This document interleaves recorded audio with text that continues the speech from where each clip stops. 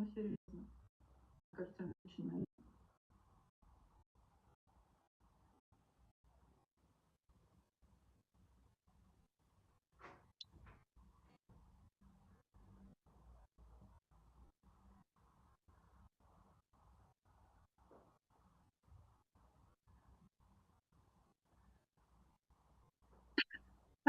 Здравствуйте, уважаемые члены избирательной комиссии, а также зрители.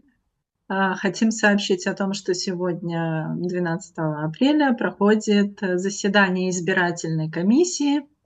На заседании присутствуют члены избирательной комиссии. Это Андрей Атаманчук, Дмитрий Лозовик, я, Альвина Мингазова, Ярослав Бекиш и Елена Приходько.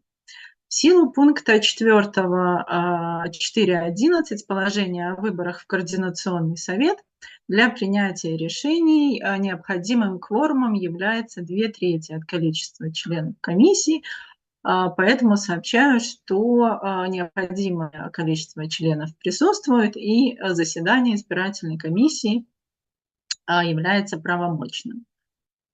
Объявляю открытие заседания избирательной комиссии.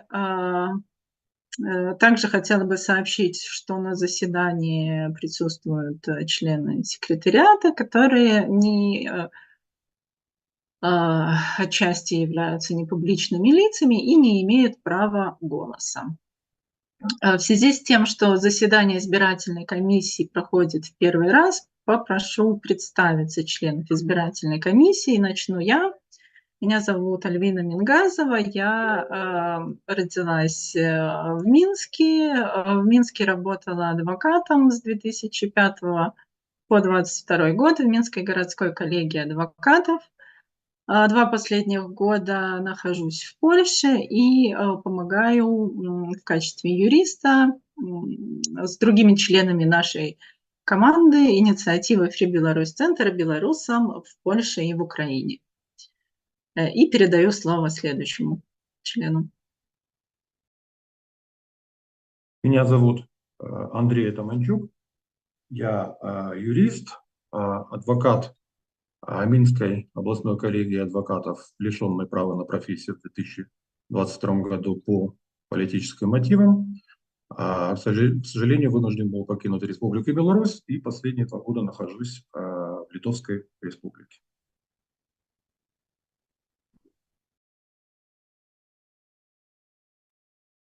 Дмитрий. Добрый день всем. Дмитрий Лозовик, родился в Молодечно, почти большую часть своей жизни прожил в Минске, по образованию юрист, в последнее время работал адвокатом. В 2021 году также был лишен права на профессию по политическим мотивам. Сейчас работаю в Польше в коммерческой организации. Спасибо. Ярослав. Dzień dobry, Jarosław Бекиш, громадський діяч. Беларус, народився в Мінску. Як уже відомо, маю адукацію так само у сфері теології і релігієзнавства, однак не тільки, ще й політології і соціальної філософії. Ніколи по адукації не працював, все життя працював у громадських і комерційних організаціях. У гэты час працую у арганізацыі «Зеленая сетка», якая зарэгістравана ў Літве. Вымушаны з'ехаць з Беларусі ў 2021 годзе. 3 гады правёў у Грузіі, Сакартвела. Сёння знаходжуся ў Польшы. Жанаты, 3 дзяцей. Спасибо. Прывітанне, я Алена Прыходько, журналістка, родом са Светлагорска, Гомельская вобласць. Большую частку сваёй прафесійнага жыцця працавала на прыватнай тэлерадыёкампаніі, якая зараз прызнана экстрэмісцкім фармаваннем. У 2021 годзе з'ехала ва Ўкраіну, таму што ў 2020 прыняла актыўны ўдзел у выбарчай кампаніі. А с пачаткам войны выехали с семьей у Швейцарию, и зараз мы месцімся у Швейцарии. У меня 4 детей, я замужем. И зараз я працую як журналист-расследовальник и фактчекер. Спасибо. Хотела бы также напомнить о том, что избирательная комиссия действует на основании положения о выборах в Координационный совет. Полный текст положения находится на сайте Координационного совета, и с ним можно ознакомиться. Сегодня на повестке дня у нас 5 вопросов. Первый вопрос – это утверждение повестки заседания избирательной комиссии на 12 апреля.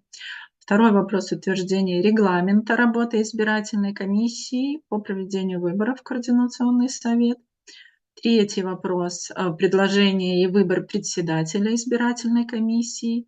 Четвертый вопрос – принятие соглашения о политике в области безопасности персональных данных.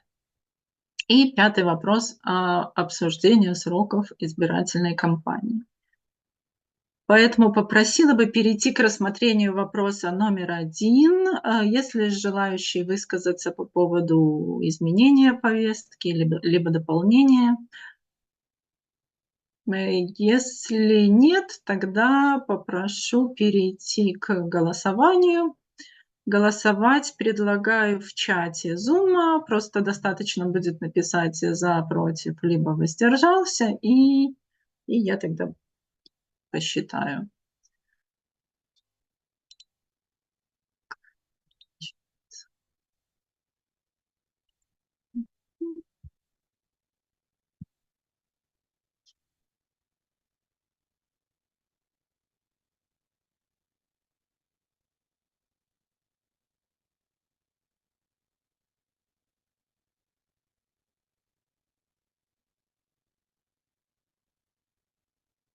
Так, единогласно решили «за». Таким образом, утвердили повестку заседания избирательной комиссии на 12 апреля 2024 года. Переходим к рассмотрению второго вопроса. Второй вопрос – это регламент работы, утверждение регламента работы избирательной комиссии. Регламент работы избирательной комиссии, позвольте, я выступлю, а потом желающие также смогут дополнить. Регламент работы избирательной комиссии по проведению выборов в Координационный совет 3-го созыва был заранее подготовлен членами избирательной комиссии. Мы обсуждали разные условия, и изменяли их, и приняли, подготовили текст регламента. Каждый член избирательной комиссии с ним ознакомлен. Хочу напомнить некоторые основные положения данного регламента. Избирательная комиссия является организационно-контрольным органом по реализации целей и контроля процесса по проведению выборов в Координационный совет 3-го созыва. Избирательная комиссия независима от Координационного совета и иных акторов политического поля. Заседание избирательной комиссии, согласно положениям регламента, проводится не менее чем 1 раз в неделю, либо более, по мере необходимости в онлайн-формате. На заседаниях избирательной комиссии составляется протокол, который публикуется для ознакомления публичного не позднее, чем 3 дня после проведения заседания. Решение принимается простым большинством голосов «за» либо «против». Также данный регламент предусматривает процедуру обжалования решений избирательной комиссии.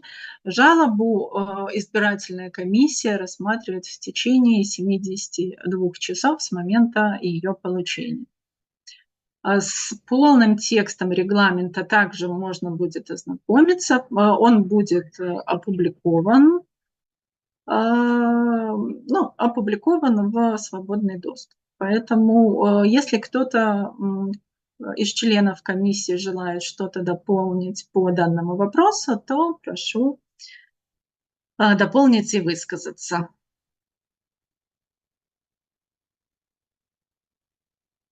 Так, желающих нет, поэтому предлагаю проголосовать также в чате за принятие регламента избирательной комиссии по проведению выборов в Координационный совет.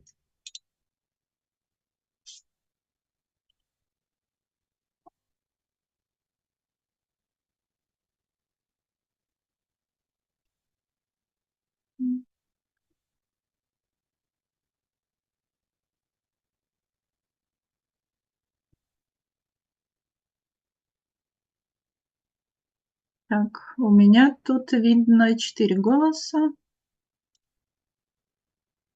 а 5-го не видно.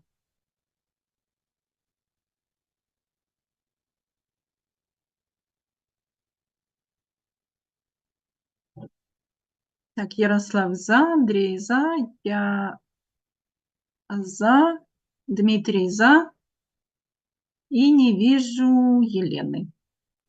Я написала за Да? принятие регламента. Так. То есть у меня почему-то не отобразилось. Таким образом, по вопросу номер 2 проголосовали за 5 человек, против и воздержались отсутствуют.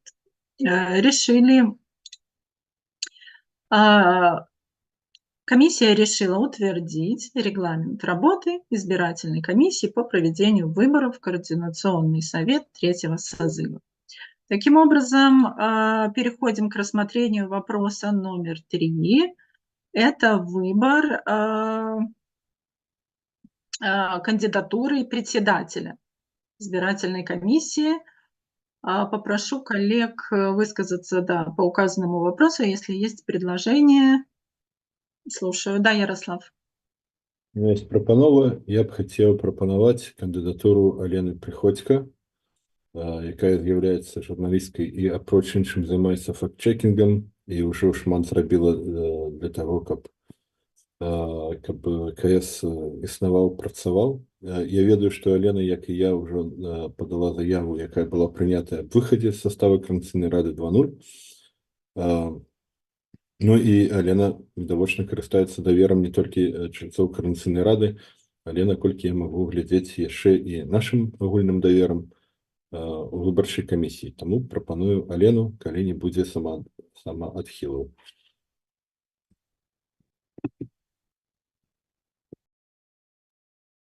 Кто-то еще желает высказаться? Если нет, то напоминаю о том, что по кандидатуре выбора председателя избирательной комиссии предусмотрено тайное голосование. К сожалению, в Zoom реализовать проведение тайного голосования невозможно, поэтому был создан специальный чат в Телеграме, в котором можно будет сейчас проголосовать, поэтому прошу членов избирательной комиссии проголосовать.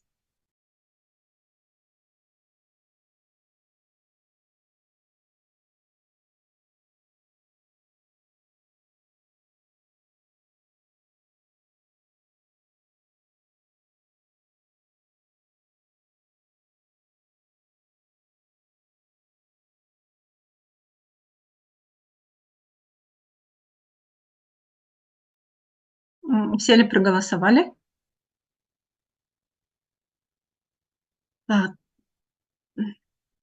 Таким образом, проголосовало 5 человек, 4 за, 1 воздержался.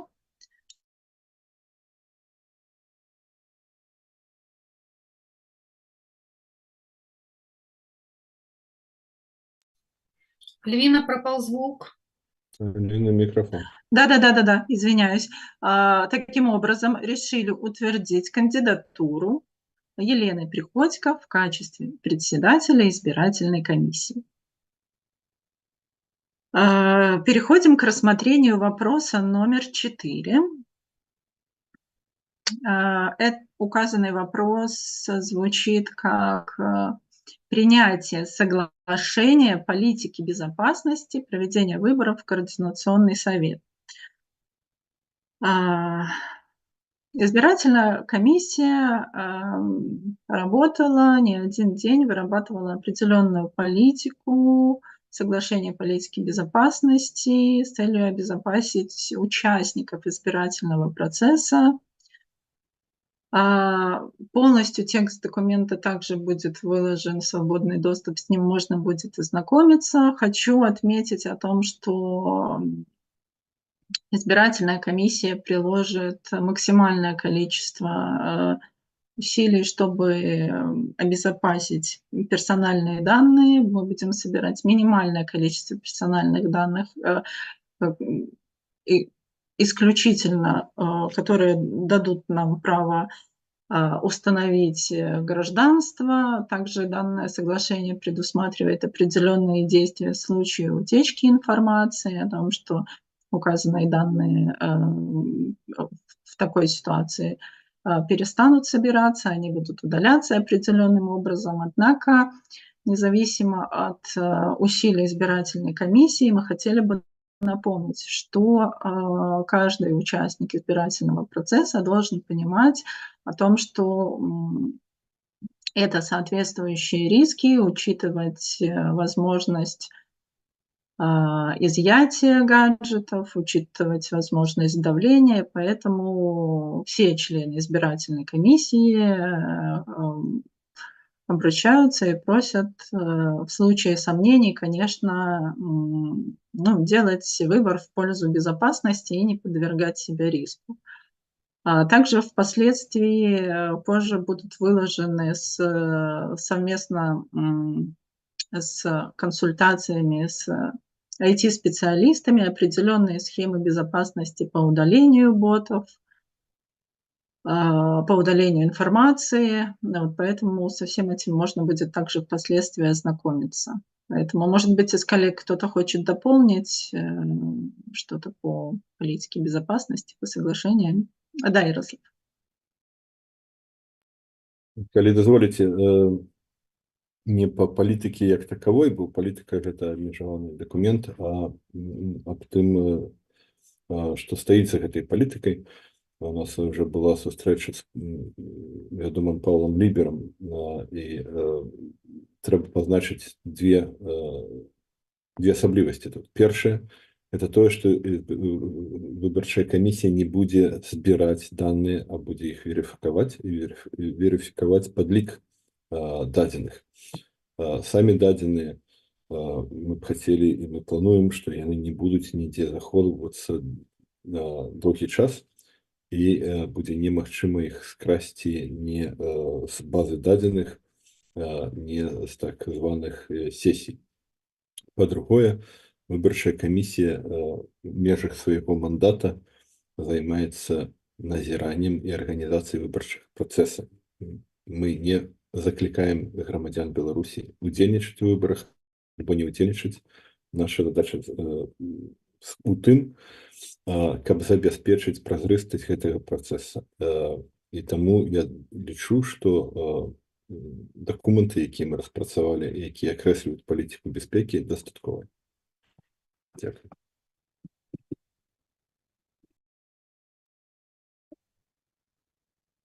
Спасибо. Да, Елена. Ну, яшчэ са свайго боку хочу дадаць да таго, што сказалі калегі, што у сацыяльных сетках і на ўсіх рэсурсах публічных і ў сродках масавай інфармацыі, канешне, будзе пашырацца поўная інфармацыя аб тым, як будуць працякаць менавіта тэхнічны бок галасавання, верыфікацыі і ўсяго такога. І я думаю, што яшчэ Павел Лібер будзе выказвацца на гэты конт са свайго боку. Таму, калі ласка, сачыце за усімі паведамленнямі, навінамі. Калі што не зразумела, задавайце пытанні і выконвайце тыя інструкцыі, якія будуць прылагацца да усіх этапаў галасавання. Калі ласка, будьце пільнымі і проста выконвайце інструкцыі для вашай бяспекі.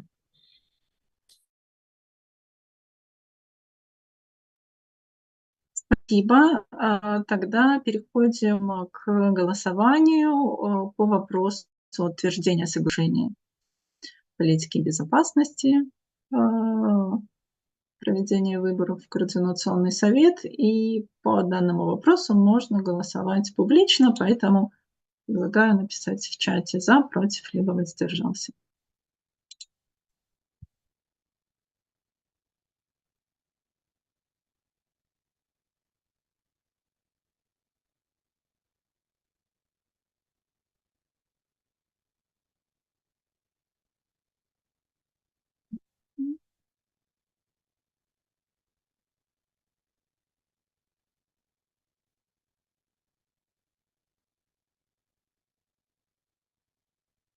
Не знаю, почему у меня тоже часть не видно. Если можно, коллеги, озвучьте, просто чтобы я смогла записать. Я згодна за. Да. Я так само за. За. Спасибо. Тогда по 4-му вопросу за проголосовало 5 человек, против отсутствуют и воздержавшиеся также отсутствуют. В качестве 5-го вопроса на повестке дня стоит вопрос относительно сроков избирательной кампании. И данную информацию подготовила Елена Приходько, поэтому попрошу Елену рассказать о сроках. Ну так, адпаведна пункта 4.8 палажэння аб выбарах камісія павінна была сфармавацца не пазней як за 50 дзён да пачатку галасавання. Сёння 12 красавіка першае наша афіцыйнае паседжанне, а паведамленне аб стварэнні камісіі было размешчана на сайце Координацыйнай рады 5 красавіка, ну таму гэтыя тэрміны былі выкананы. Далей ідзе першая частка, гэта падача дакументаў, і у нашым выпадку прыём дакументаў ад выбарчых суб'ектаў пачнецца з 15 красавіка і працягнецца па 22 красавіка уключна. Ну, гэта таксама адпавядае пункту 6.2 палажэння аб выбарах, не пазней за 40 дзён да пачатку галасавання мы ў гэтыя тэрміны таксама выконваем. Ваши заявы и ваши документы вы можете накіроўваць на пошту камісіі election@rada.vision.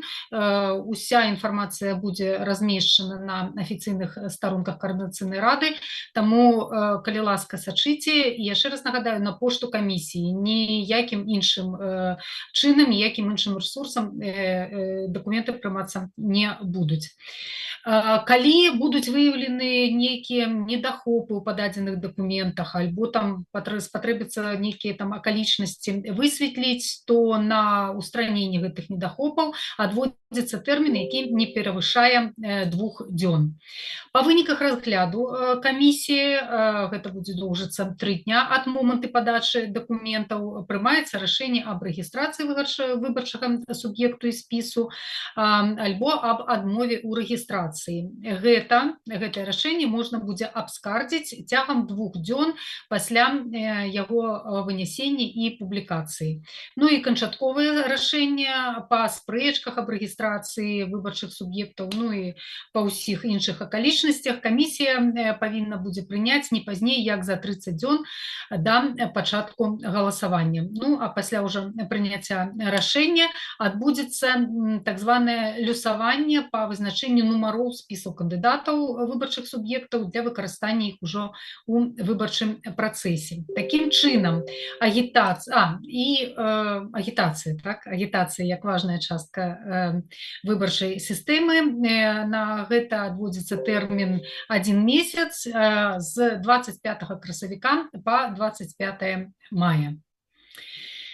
Калі пасля завяршэння рэгістрацыі выбудзе нейкі кандыдат, альбо там адбудуцца нейкія змены, выбарчы суб'ект павінен будзе паведаміць аб гэтаму камісію абавязкова цягам 1 дня. І таксама кандыдат сам мае права звярнуцца ў камісію, нагадаю, праз афіцыйную пошту, якая для гэтага менавіта створана. Калі па выніках выхада кандыдата са спісу застаецца меней 10 кандыдатаў і там не выконваюцца нейкія іншыя палажэнні, то рашэнне аб рэгістрацыі выбарчага суб'екта адмяняецца, таму калі ласка сачыце уважліва за гэтым важным чыннікам. Самі выборы ў каардынацыйную раду пачнуцца 25 мая, траўня, каму як заўгодна, і працягнуцца 3 дні да 23:59 27 мая па мінскім часе.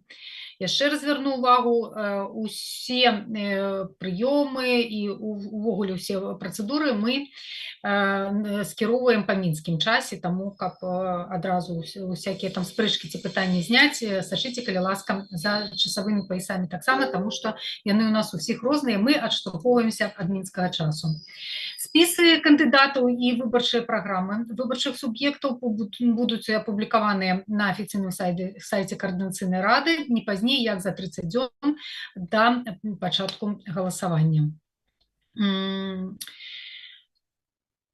Выбарчая камісія павінна неадкладна пасля завяршэння галасавання падводзіць вынікі гэтага галасавання, таму так мы гатовыя да гэтай працы. І першыя вынікі павінны будуць быць аб'яўлены не пазней за 29 траўня. Ну, скажем так, папярэднія вынікі, першыя вынікі. Таму што потым прадугледжваецца працэдура абскарджвання вынікаў, і для гэтага выбарчы суб'ект можа падаць у камісію заяву аб адмене вынікаў галасавання або перагледзе вынікаў галасавання цягам 2 дзён пасля іх абвяшчэння. Затым камісія цягам 3 дзён пасля атрымання такой заявы прымае рашэнне наконт задавальнення альбо незадавальнення гэтага патрабавання, ну і адпаведным чынам публікуе гэтае рашэнне. На падачу і разгляд скаргаў закладзены перыяд з 29 траўня па 8 чэрвеня. Вось у гэты тэрмін мы павінны будзем вырашыць усе канфліктныя сітуацыі і пытанні і ўжо пачаткова абвесціць, агалосіць вынікі 8 чэрвеня 2024 года. Таму што ўжо на 15 чэрвеня запланавана першае паседжанне Координацыйнай рады 3-го склікання. Ну, вось так. Ну, я разумею, што на слух это ўсё ўспрымаецца цяжка, таму яшчэ раз нагадваю, на афіцыйных рэсурсах Координацыйнай рады будуць апублікаваны ўсё тое, што я сказала, яно і зараз апублікавана там. І калі будуць узнікаць цягам часу нейкія пытанні, вы можаце іх таксама накіроўваць заўсёды на афіцыйную пошту, якая створана пад гэтыя выборы. Спасибо, Елена. Желает кто-то еще добавить?